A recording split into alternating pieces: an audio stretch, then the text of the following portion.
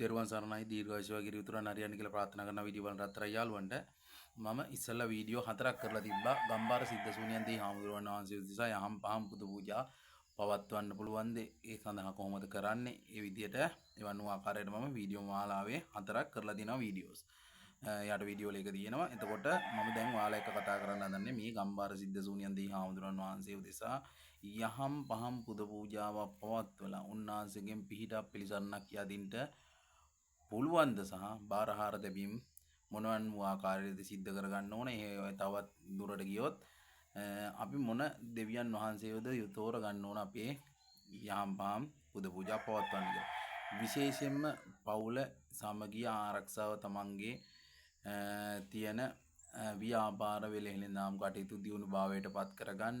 එතකොට එතනින් එහාට ගියපුවාම තමන්ට තියෙන ඔය වතු පිටි හරකබාන ආරක්ෂා කරගෙන ඒ අනුව ආකාරයට කම් කටළු නැතුව ජීවත් වෙන්න තමන් සාධාරණ ලෙස ජීවත් වෙන කෙනෙක් නම් එයාට බොහොම වටිනවා ශ්‍රී ගම්බාර සිද්ධ ශූන්‍යන්තේ හාමුදුරන් වහන්සේගේ සාන්ත ස්වරූපය ගම්බාර අප්පච්චි කියන පිළිමය වහන්සේ යොදාගෙන යහම් පහම් පුද පූජා පවත්වන එක. එතකොට අපි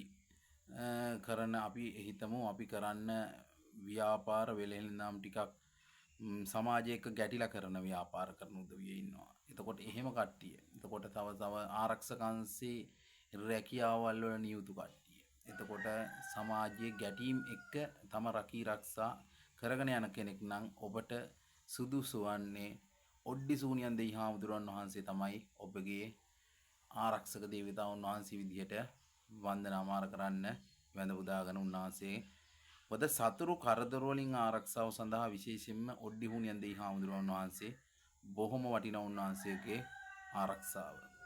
එතකොට ආධුනික වරන්දරුවෙක් වුවත් හරි විදිහට මේ යහම් පහම් පුද පූජා පවත්වනවා නම් උන්වහන්සේට හරියට පහන්නාලෝක මාලාව කැපදීලා උන්වහන්සේගෙන් පිහිට පිළිසරණ යදිනවා නම් එතකොට උන්වහන්සේ පිහිට වෙන්න දෙපාරක් හිතන්න නැතුව පිහිට වෙන දෙවි කෙනෙක්. අපිට හරි ඉක්මනට බැඳෙන්නාකූ දෙවියොත් මේ ගම්බාර සිද්ධ ශූන්‍යන් දෙවියෝම තමයි.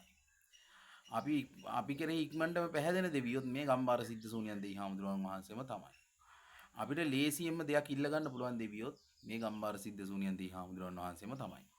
එතකොට අපි ගම්බාර සිද්ධ ශූන්‍යන් දෙවි හාමුදුරුවන් වහන්සේ උදෙසා අපි හිතමුකෝ අවලාදයක් කියන්න.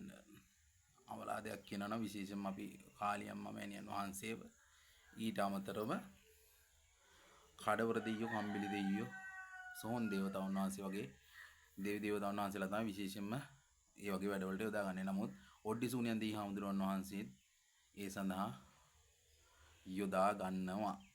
විශේෂයෙන්ම ඔඩ්ඩි කුමාර දෙවි හාමුදුරුවන් වහන්සේගේ ඔඩ්ඩි උඩුකුරුංචිය කියලා එකක් තියෙනවා. එහෙම නෑ කියලා කෙනෙක් කියනවා නම් එන්න පුළුවන් සම්මල් මන්නාර දේවාලයට ඇවිල්ලා යන්ත ගුරුකම් පරණ පොත් වලින් ඒවා පෙන්නලා ඔයාලට පෙන්눔 කරලා දෙන්න හැකියාව තියෙනවා. එහෙම දෙයක් තියෙනවා. හැබැයි හරි පරිස්සමට දැලි පිහියෙන් කිරි කනවා වගේ තමයි මේ කටයුතු කාරණා කරන්න තියෙන්නේ. බොහොම පරිස්සමට කරන්න ඕන කටයුතු කාරණා තමයි ඒවා. මොකද මම කරන රාජකාරී මම කරන්නේ වැඩි හරියක් මම අවලාදය අදින කෙනෙක්. මොකද මම මගේ වීඩියෝ වලින් වුණත් ඔයාලා ගොඩාක් දැකලා ඇති මේ ධම්මල් බණ්ඩාර දේවාලට ඇවිල්ලා ගියපු කට්ටියත් ගොඩාක් දන්නේ දැන් තමයි දවසට අනිවාර්යෙන් අවලාද 3ක් 4කට හැවැති අදින දේවලක් තමයි මේක. දිනපතා සඳු දැරෙන්න අනිත් හැම දිනෙදී. එතකොට අපි ඒ අවලාදය අදින්න විශේෂයෙන්ම මේ දේවාලයේදී නම් කාලියම්ම මෑණියන් වහන්සේගෙන්. දැන් අපි කතා කරන්නේ ගම්බාර සිද්ධ ශූන්‍යන්තේ හාමුදුරන් වහන්සේ උදෙසා. තමයි යහම් පහම් පුද පූජා පවත්වලා මේ කටයුතු කාරණා කරන්නේ කොහොමද? මොන අනුව ආකාරයටද කරගන්නේ? මේ අනුව ආකාරයට කටයුතු කරනා සිද්ධ කරගන්නේ කොහොමද? ඒ පිළිබඳව කතා කරන මොහොත තමයි මේක. එහෙනම් අපි විශේෂයෙන්ම දැනගන්න ඕන ගම්බාර සිද්ධ ශූන්‍යන්තේ හාමුදුරුවන් වහන්සේ උදෙසා තමන්ගේ දුකක් කියලා තමන්ගේ සතුරෙකුට දඬුවම් ඉල්ලලා කරනවා නම් අනිවාර්යෙන් අවපක්ෂයේ බොහෝ දුරට බුද්ධ දිනයේ තමයි ගොඩාක් සුදුසු සනි දිනේ සෙනසුරාදා.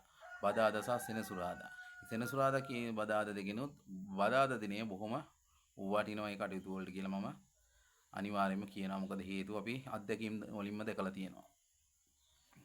එතකොට උන්වහන්සේ උදෙසා අපි තියනවා අපි ගිහිල්ලා උන්වහන්සේට කටුක රසයෙන් යුක්ත පළතුරු 7ක් තියලා තමයි ඒ අපිට කම් කටුළු කරදර නිසා අපි හතුරෙකුට දනුවම් ඉල්ලනවා. බොහෝ දුරට ඇඹුල් රසයෙන් යුක්ත ඇඹුල් දොඩම්, එතකොට අන්නාසි,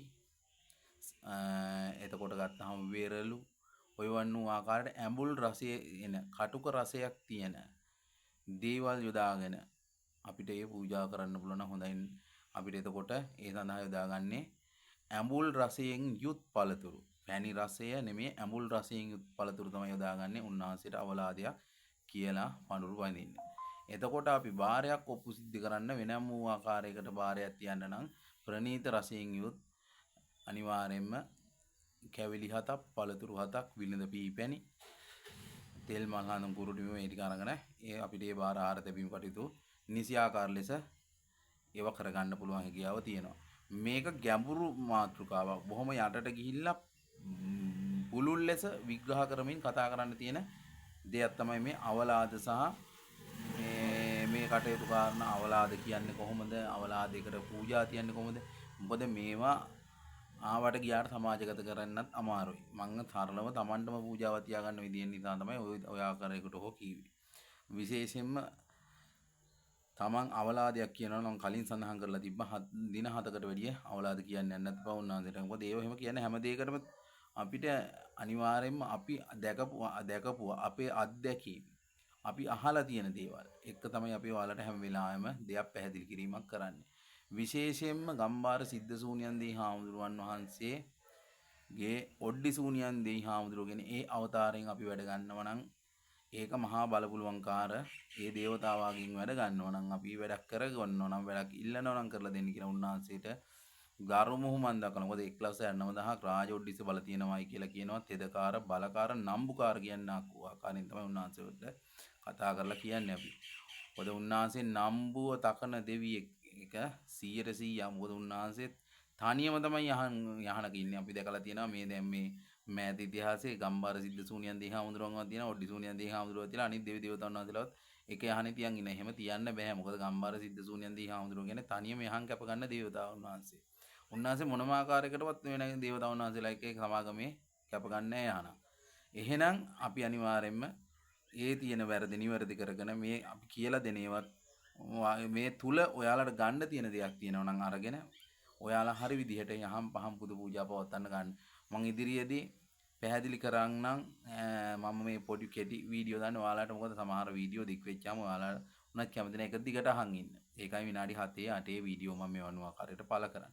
එහෙනම් මගේ වීඩියෝ වලට කැමති කෙනෙක් ඉන්නවා නම් මාව subscribe කරන්න, follow කරලා subscribe කරලා තියාගන්න, මට like කරන්න. නොදන්න දෙයක් තියෙනවා නම් මට ඊළඟ වීඩියෝ එකකින් කතා කරන්න, මට කමෙන්ට් එකකින් ඒක තියලා තියන්න. එහෙනම් හැමෝටම තෙරුවන් සරණයි.